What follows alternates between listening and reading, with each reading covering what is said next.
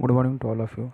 So, in the central nervous system, in the previous class, we have learned regarding about the receptor, then the various functions of the synapse, then how these receptors are stimulated, how this information is carried to the central nervous system, and in detail, we have learned about the pain sensation, that is the pain pathway, pain suppression system in the central nervous system, okay, and what are the various applied aspect related to that pain sensation.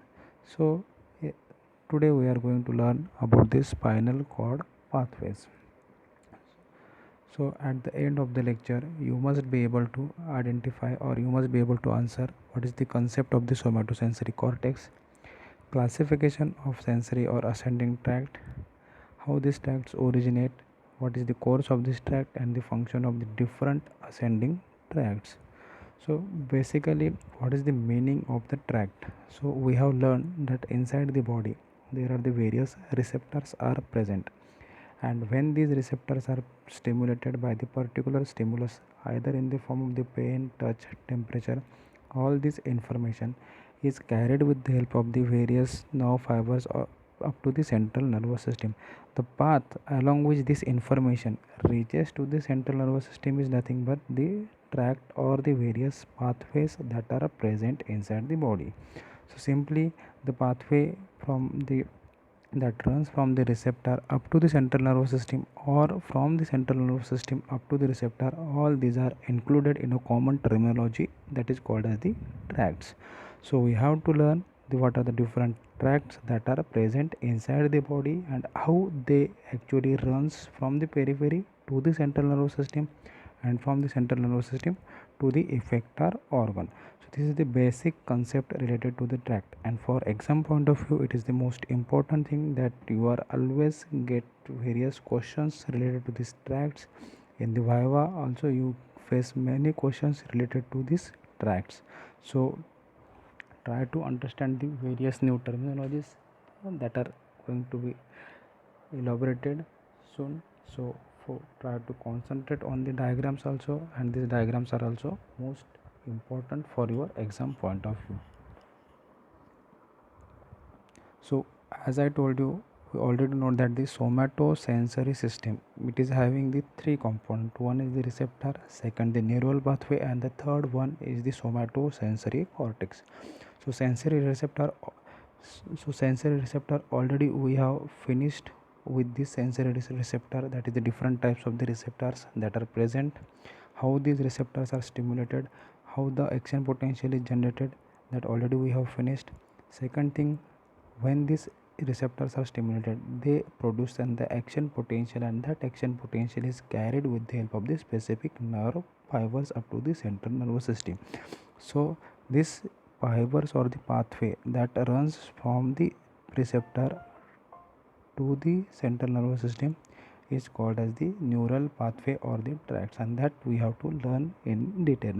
And third, whatever the information that whatever the information that is carried with the fibers from the receptor ultimately goes and reaches to the somatosensory cortex of the cerebrum.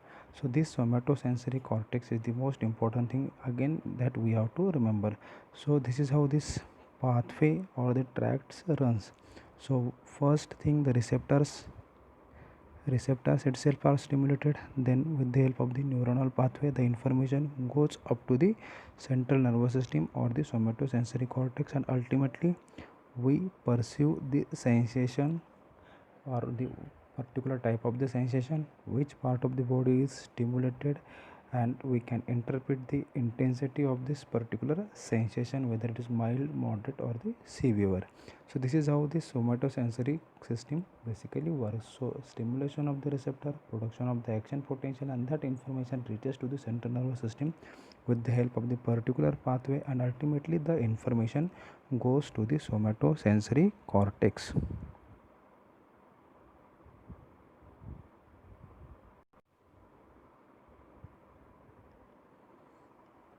So coming to the next slide, so meaning of the sensation. Reaching of sensory information to consciousness is called as the sensation. So sensation may be in the form the pain, touch, or the temperature. And second meaning, that is the perception. Understanding the nature or meaning of the sensation, that is called as the perception. Example, awareness of about the pain, or awareness about the touch, or awareness about the pressure or the cold and hot sensation. All these are the terminologies. One is the sensation and the perception that you have to remember. So as I told you, the main starting point of this all this somatosensory cortex itself is a stimulus. When when we apply the stimulus, the stimulus will act on the receptor. There is a generation of the impulse, and it will carried with the help of the particular pathway to the central nervous system, and again after this the information is going to be the integrate, processed and modulated into the central nervous system, and after that the output will run from the central nervous system to the spinal cord, and from spinal cord it will go to the effector organ. So by looking this diagram, we can say the tracts which carries the information from the periphery to the central nervous system, they are called as the ascending tracts. So and the tracts that carries the information from the central nervous system to the downward or the to the effector organ, that tracts are called as the descending tracts. So two terminology that you have to remember, one is the ascending tract and one is the descending. Ascend itself meaning is towards the central nervous system, and descend from the central nervous system to the periphery of the to the periphery or the effector organ, that is called as the ascending descending tract. So we have to learn ascending as well as the descending tract. So today's class we are going to learn only the concept of the ascending tracts. What are the various ascending tracts that are present inside the central nervous system, and how they basically works, and which kind of the information they carries to the central nervous system.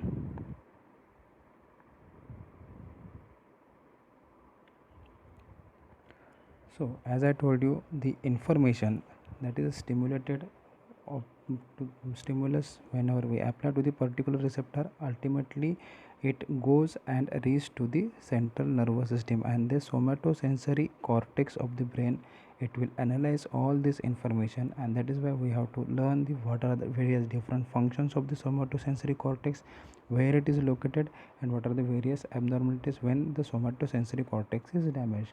So ultimate aim of all this sensation, it will go or it will ascend, carry the information from the periphery to the central nervous system, and that part of the central nervous system that is responsible for analyzing of all this sensation is called as the somatosensory cortex. All this information will be analyzed, and that is why it is called as somatosensory cortex. So we have to learn the somatosensory cortex location and what are the different functions of the somatosensory cortex. If we look at this diagram, so the somatosensory cortex is located behind the central sulcus. So you will learn the different detailed anatomical structure of the cerebral cortex in subsequent lecture, but this will be the central sulcus, and behind that all this will be the somatosensory cortex 1, and second is the somatosensory association area or the somatosensory area number 2. So this is located into the behind the central sulcus, and the one somatosensory area 1 and the somatosensory area number 2. So again looking at the diagram, you can observe there is this somatosensory cortex is having the representation of all this body. So thigh is represented, thorax, neck, shoulder, hand, fingers and tongues.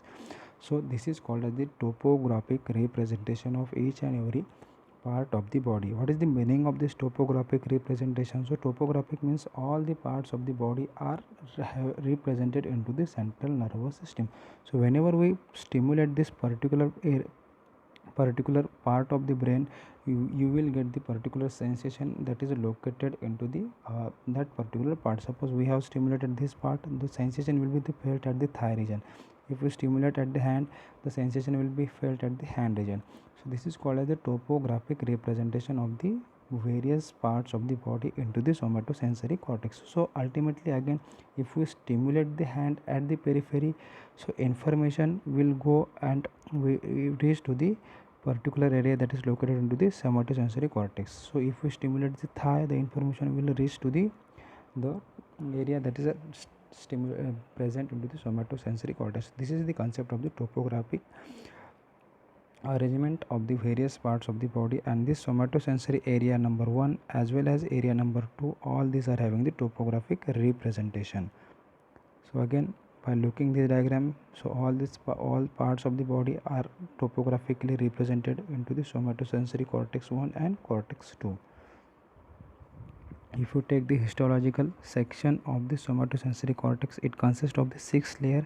Out of this, the layer 4 is the most important for your exam point of view. All the information coming from the periphery ultimately first reaches into the layer 4 of the somatosensory cortex. So layer 1 will give the diffuse lower inputs, layer 1 and 2 gives the diffuse lower input, layer 3 gives the related brain information to the related brain areas, layer 4, as I told you, the most incoming signals reaches to the layer 4 of the somatosensory cortex, layer 5 gives to the brain stem and the cord, and layer 6 gives the information to the thalamus. So these are the various layers of the somatosensory cortex that you have to remember. But in the MCQ, usually incoming from the various parts of the body goes to the layer 4 of the somatosensory cortex. So what are the different functions of the somatosensory cortex? So scientists learned these various functions by either stimulating or by either producing the destruction of the somatosensory cortex, and they studied all this observation into the animal study. So they found that whenever there is a destruction of the somatosensory area, one, the individual or the animal is not able to discrete the localization of this particular stimulation. So ability to localize the particular stimulus will be the lost. Inability to judge the degree of the pressure, so how much the pressure is applied, it is not, again, the individual or the person is not able to judge the degree of the pressure. Inability to determine the weight of an object, so inability to determine the shape of or form of the object, and that is called as the stereognosis, and inability to judge the texture of an object. So these are the various and abnormalities that can occur, so if the somatosensory cortex is damaged. So by this we can say that the somatosensory cortex is helpful for the localization of the particular stimulus, to judge the degree of the pressure, to judge the weight of an object, to identify the shape of an object, and to identify the texture of an object. So these are the various functions of the somatosensory area number 1, somatosensory cortex 1. So similar to that, again, this, as I told you, the somatosensory area number 2 is located behind to the somatosensory cortex 1 and slightly on the lower aspect and on the parietal side of this cortex. So this area also receives the input from the somatosensory cortex, thalamus, visual and auditory cortex, and this is helpful for the helpful for to analyze the to recognize the complex object of the sensation related of the complex object. So again, this is a helpful for this will work along with the somatosensory area 1 and helpful or useful for to recognize the complex object that are felt with the help of the different sensations. So this helps in the to decipher the sensory meaning. Second, whenever there is a loss of this area, there is an inability to recognize the complex object, and these are the various functions of the somatosensory association area or the somatosensory cortex. So 1 and 2 both are useful, but the complex meaning of this object are analyzed with the help of the somatosensory area number 2, and basic texture, shape, size, degree of the pressure, all these are the analyzed with the help of the somatosensory cortex 1. So you have to draw the diagram of the cerebral cortex, where it is located, what is the concept of the topographic representation, what are the different layer of the histological layer of the somatosensory cortex, and what are the different functions of the somatosensory area 1 and the somatosensory area 2 that you have to remember. So again, same slide showing the somatic association area. It is located into the somatic sensory cortex in the parietal area of the cortex. Association area receives the input from the somatic sensory cortex, ventrobasal nuclei of the thalamus, visual and auditory cortex, and it functions to disappear the sensory, meaning whenever there is a loss or damage, it results into the inability to recognize the complex object. So again, along with this, all this information as it reaches up to the somatosensory cortex, there are some fibers called as the corticofugal fibers. That is the meaning, the fibers that runs from the cortex to the sensory relay areas like thalamus, medulla, and the spinal cord. These fibers are inhibitory. They can suppress the sensory input, and the function to decrease the spread of the signal and sharpen the degree of contrast and adjust the sensitivity of the system. So simple meaning of this corticofugal fibers, the fibers that runs from the corticofugal cortex to downwards, so either to the thalamus or to the medulla or to the spinal cords. These fibers are the corticofugal fibers.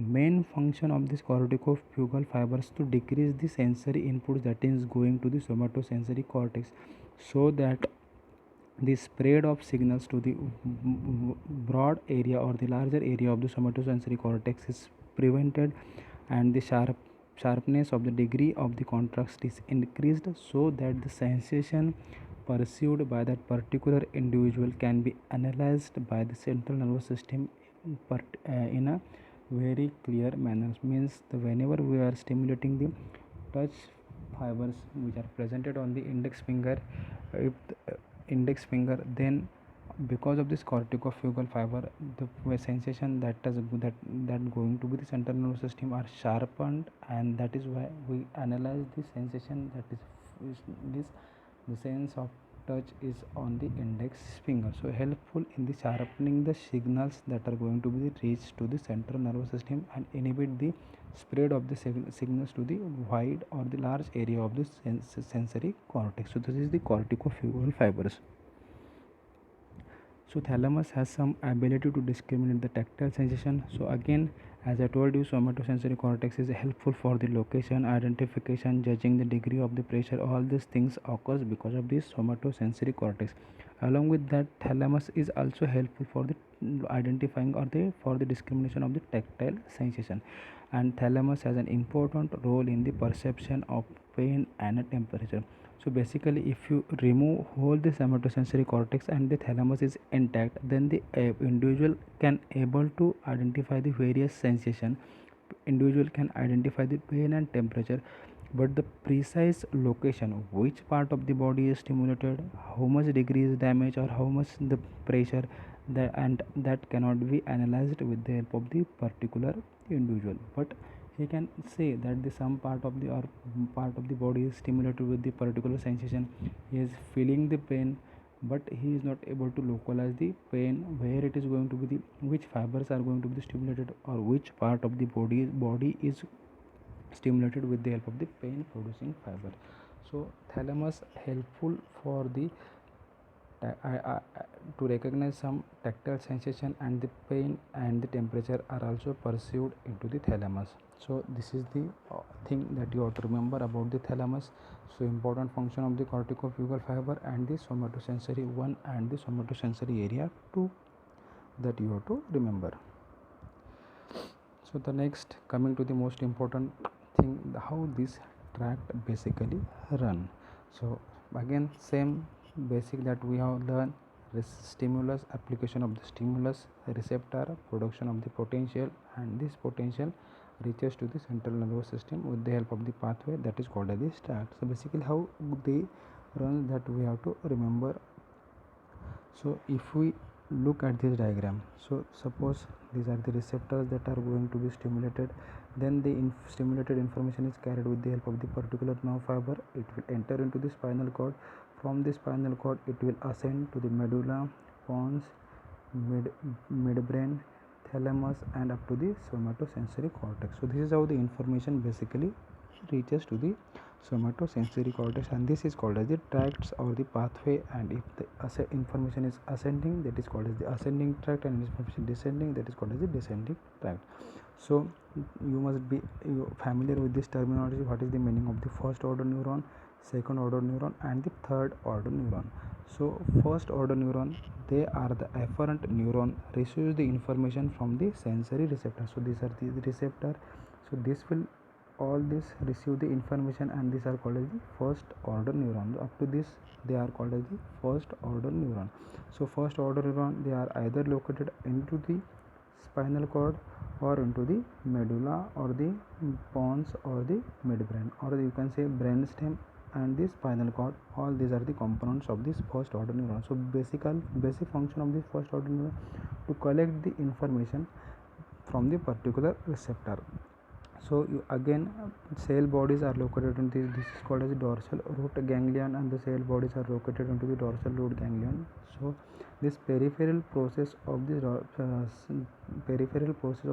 ganglion reaches to the receptor, and the again some process and central process enters into the spinal cord, and this is called as the dorsal root of the spinal cord or dorsal root ganglion. So this is the first order neuron. Second order neuron, it is located into the spinal cord or into the brain stem. So this second order, sorry, I told you the first order neuron, that is located into the dorsal root ganglion itself, not into the brain stem. So get it corrected, the first order neuron that is located into the dorsal root ganglion. The second order neuron, it is located into the spinal cord or into the brain stem, that is the medulla, pons, and the midbrain.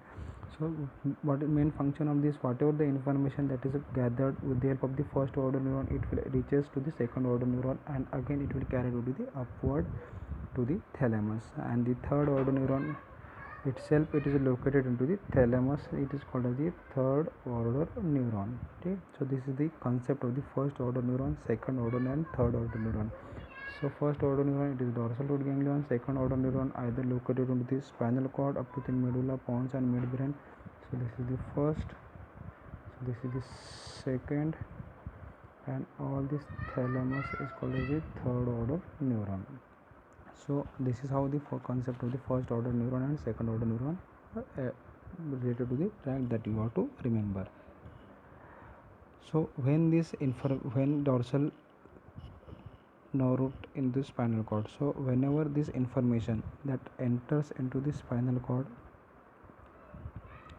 again it will divide into the two division. One is the medial division and one is the lateral division. So medial division, these are the myelinated groove fibers 1 and 2, and that carries the information of the proprioceptive fibers, that is the touch, pressure, and the vibration. And the lateral division, they are called myelinated A delta fiber and the C fibers, and that carries the pain sensation. So this is how the fibers that enters into the spinal cord, it divides into the two division. One is the medial division and one is the lateral division. So medial division fibers are the myelinated fibers group 1 and 2, and lateral division are the again myelinated A delta and the C fibers, and that carries the pain and temperature. So classification of the ascending tracts or the tracts. So now you are familiar with the concept of the tracts. Basically the tracts that carries the information from the periphery to the central nervous system, these are called as the tracts or the pathways. Again, two types, ascending and the descending. So we are going to learn the ascending. Ascending means they carry the information from the periphery to the central nervous system. So whatever the information they gathered from the periphery, they will reach at one, they can reach up to the cerebral cortex, they can reach up to the brainstem only, or they can reach up to the cerebrum. So this is how these pathways that will terminate, or depending upon the level of termination, they can be classified. If they are terminated into the cerebral cortex, if they terminate into the brainstem, and if they terminate into the cerebellum. So this is how the ascending tracts are classified. So the fibers that which terminates into the cerebral cortex are called as the dorsal column tract, and Second, that is the fibers that terminates into the cerebral cortex are called as the spinothalamic tract. So dorsal column tract, that is also called as the tract of Gall and Burdach, or the Gall and Burdach, or the fasciculus gracialis and fasciculus cuneatus tracts. And the spinothalamic tract, again it is called anterior spinothalamic and the lateral spinothalamic. Remaining about the brain stem and the cerebellum, we will learn into the subsequent class. So today we focus on this ascending tracts. Classification of the ascending tracts: these are the tracts that carries the information up to the central nervous system, that is why they are called as the ascending tracts. The tracts which carries when they terminate into the cerebral cortex, they are of dorsal column tract and the spinothalamic tract. It is again of two type, anterior and lateral spinothalamic tract. Brainstem and cerebellum we will learn into the separate thing. So again, if you look this the spinal cord, so if you look this at the spinal cord, we all know that this is the dorsal column of the spinal cord, this is the anterior part of the spinal cord, and this is the lateral part of the spinal cord. So by looking at this, again the tracts can be classified: the tracts that are located into the dorsal white funiculus of the spinal cord. So this is the dorsal white funiculus of the spinal cord. So it is having the fasciculus gracialis and the fasciculus cuneatus tracts, or the dorsal column tract. Those are located into the dorsal horn of the spinal cord. So fasciculus gracialis, look again this fasciculus gracialis, this is the fasciculus gracialis, and this is on the medial side, and the fasciculus cuneatus is on the lateral side of this dorsal white funiculus. Second, the tracts that are located into the lateral white column. So this is the lateral white column of the spinal cord, and it consists of the lateral spinothalamic tract. Look at this lateral spinothalamic tract. Second, dorsal spinocerebellar tract and the ventral spinocerebellar tract. So ventral spinocerebellar tract. So these are the three tracts that are located into the lateral column of the spinal cord, and tracts that are located into the ventral white funiculus. So this is the ventral white funiculus of the spinal cord, ventral white funiculum, and that consists of the ventral spinothalamic tract. So ventral spinothalamic tract, dorsal uh, spinocerebellar, lateral spinocerebellar, and spinothalamic and ventral spinocerebellar are located into the lateral, and the fasciculus gracialis and fasciculus cuneatus that are located into the dorsal white funiculus of the spinal cord. There are a huge list again, but you will learn step by step. If I tell all these names today, then you will get confused. So you can learn all these tracts step by step. So today I will remember the things about the ascending tracts that are going to be terminated into the cerebral cortex itself. Out of that dorsal column tract that we are going to learn, that is the fasciculus gracialis and fasciculus cuneatus, and second, spinothalamic tract, ventral and lateral spinothalamic tracts that we are going to be finished. So this is how the tracts again classified depending upon the location into the spinal cord, or depending upon the termination, whether they are going to terminate into the cerebral cortex, spinal then again into the brainstem, and again into the cerebellum. Hope.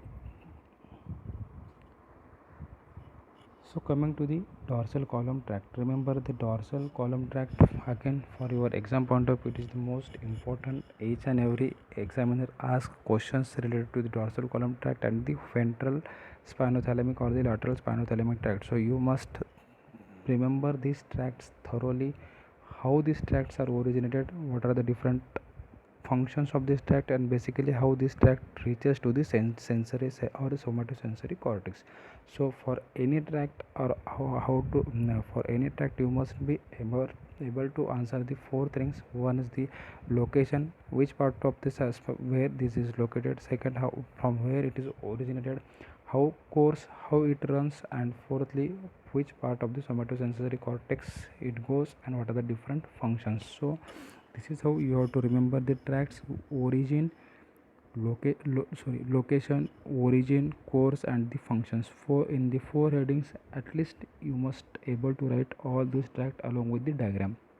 So proceeding to the dorsal column tract. So this is the dorsal column tract, different name, that is the tract of Gall and Bardak, and the fasciculus gracialis and the fasciculus cuneate tract.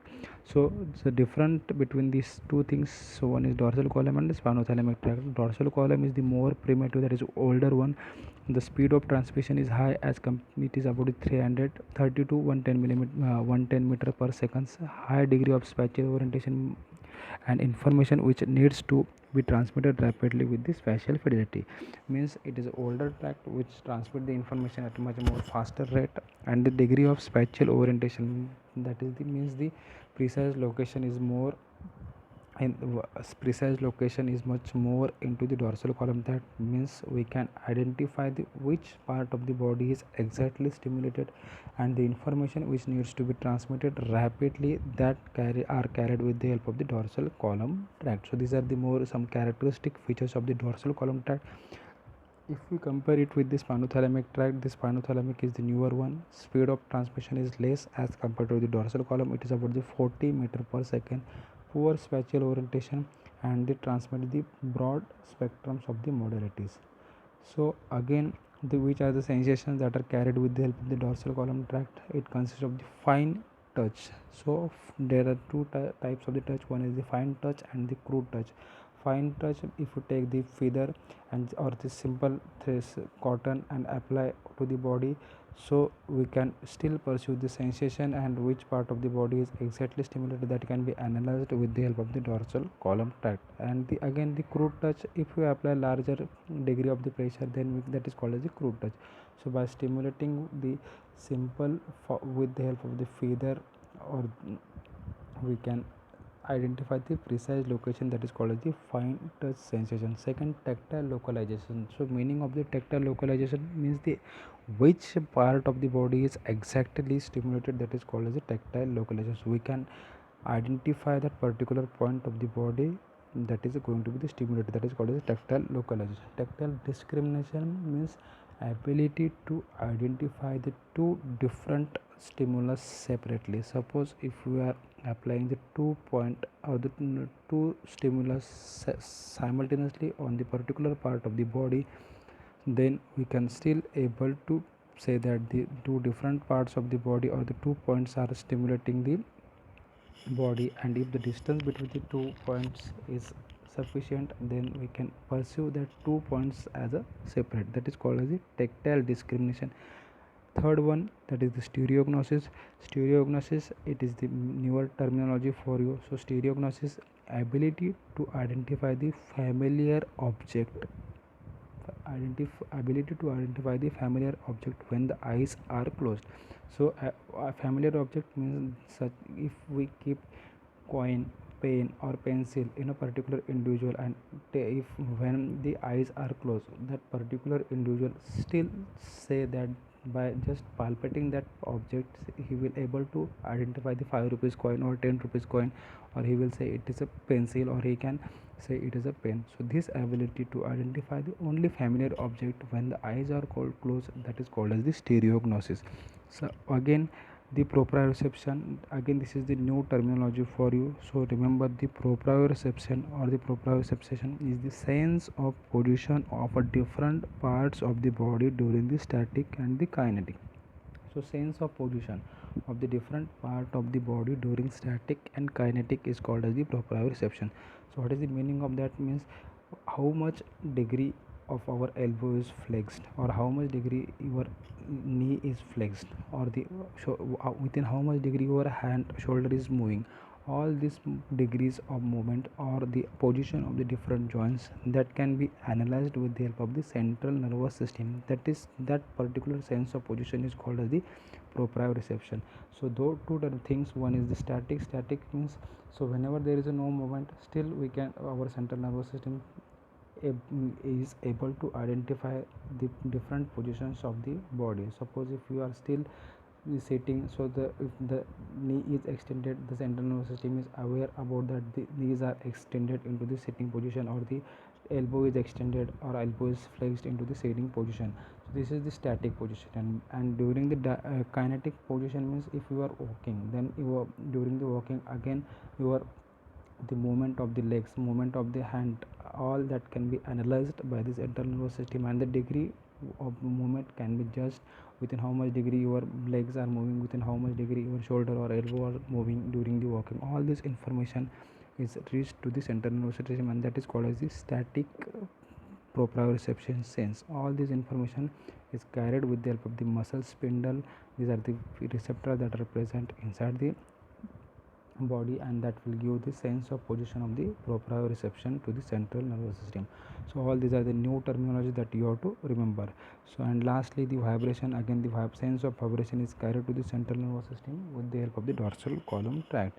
So what are the different functions of the dorsal column tract? One is the sense of touch, that is the fine touch. Don't get confused with the crude touch. Fine touch is transmitted with the help of the dorsal column tract. Second, tactile localization, ability to precisely localize the which part of the body is stimulated.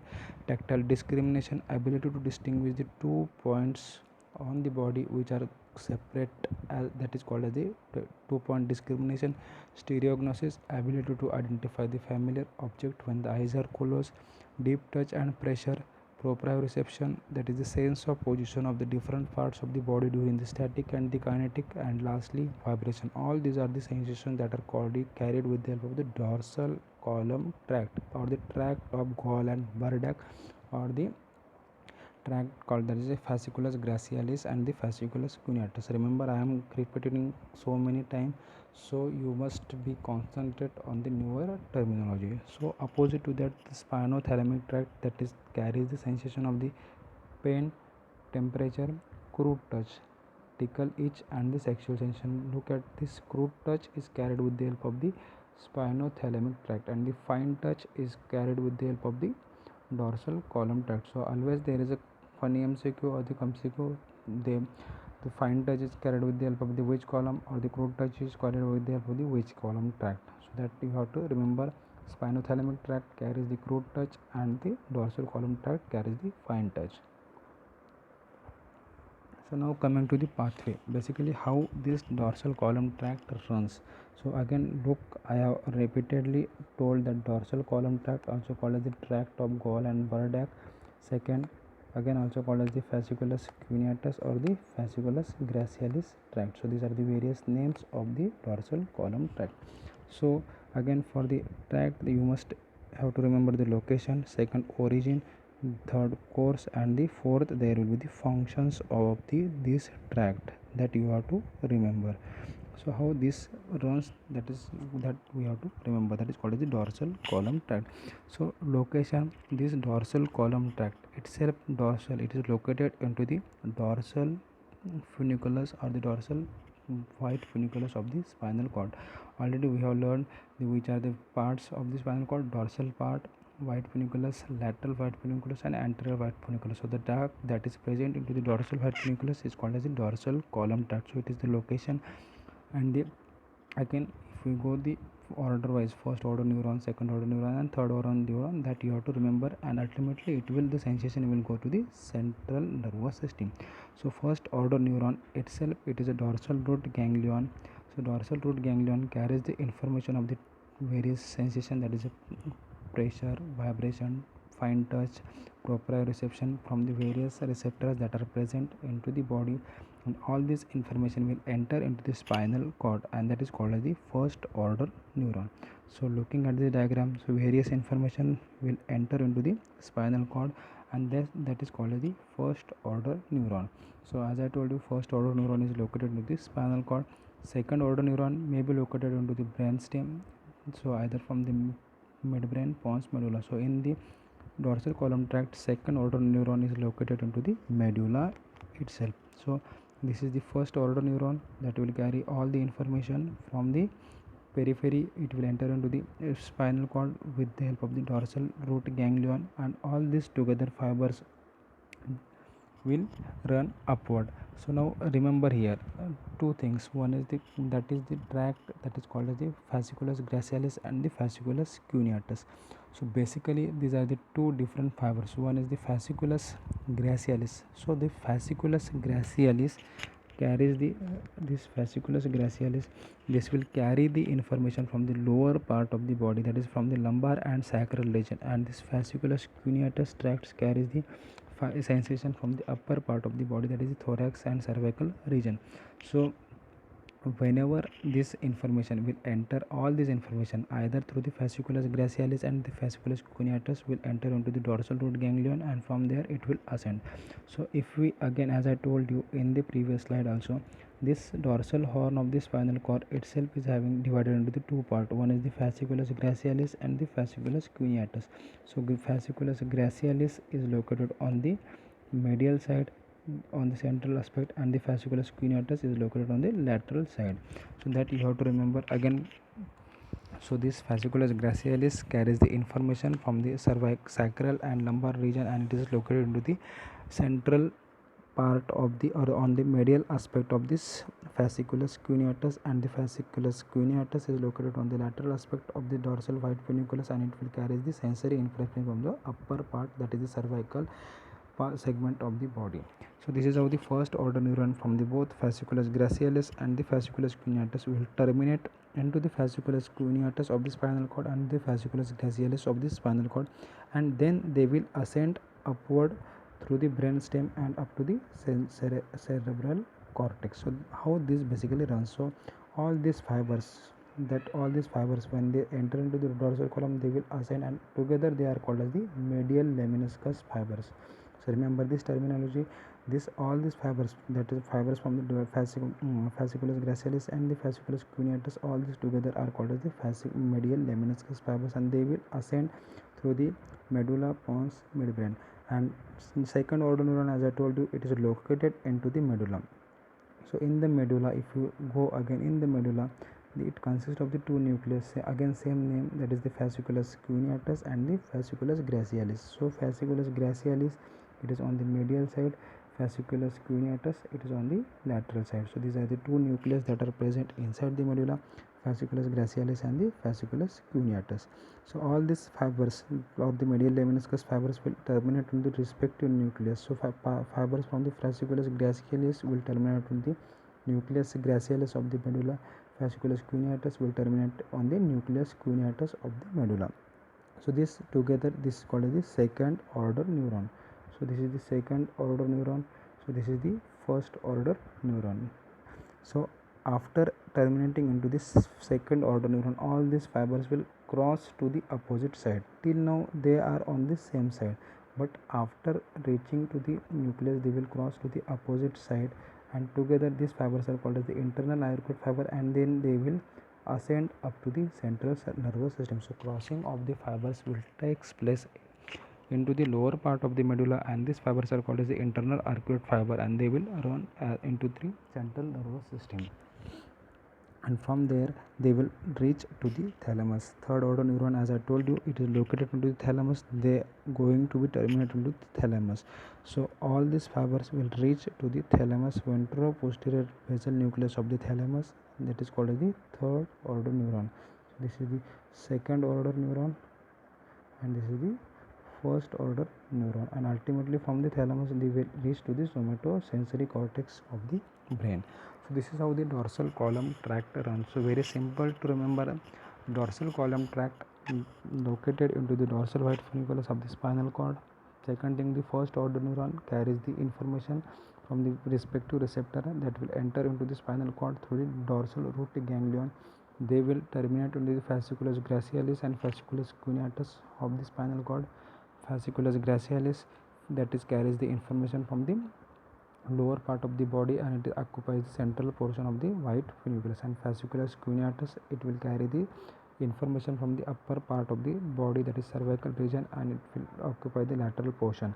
All these fibers together are called as the medial lemniscus fibers. They will end up into the medulla, which is having the nucleus gracialis and nucleus cuneatus. Nucleus gracialis is on the medial side, nucleus cuneatus is on the lateral side. After terminating into this nucleus, they will cross to the opposite side, and this crossing of this and these fibers are called as the internal arcuate fiber, and ultimately they will reach to the thalamus, and from thalamus into the somatosensory cortex. So this is how the dorsal column tract runs. Again looking at this diagram, same. First order neuron, Then the medial lemniscus fiber, nucleus gracilis, nucleus cuneatus of the medulla, crossing of the fiber ascend up to the thalamus, and from thalamus to the somatosensory cortex. This is how the dorsal column tract run. Already we have learned the different functions. It will helpful for the fine touch, then the vibration, pressure, then tactile localization, tactile discrimination, stereognosis, and the proprioception. All these are the sensations that are carried with the help of the dorsal column tract. Same diagram from the different textbook. If we look at this two different sections of the spinal cord, one is the that is for the cervical, that is called as fasciculus cuneatus, and the one from the lumbosacral. All this information will enter into the spinal cord. Again it will goes to the medulla. In the medulla there is a crossing of the fiber takes place, and these fibers are called as the arcuate fibers, and from the medulla it will go to the thalamus, ventro posterior lateral nucleus of the thalamus, and from there somatosensory cortex. So this is how the dorsal column tract runs. So this is very simple, and for exam point of view, that you have to remember the location, origin, course, termination, and what are the different functions of the dorsal column tract. So this is how you have to remember the dorsal column tract. And so till now we have finished with the different tracts, classification of the tract, and out of that most important, that is the dorsal column tract, that we have finished, and you must draw the diagram for your tracts. If you don't draw the diagram in your exam, then you are not able to get the maximum marks. So this is the very simple way that you have to remember. I am uploading the video also again with the diagram, how to draw the diagram, and with this you have to remember the dorsal column tract. In the subsequent lecture we will learn the ventral spinothalamic tract and the lateral spinothalamic tract. Thank you.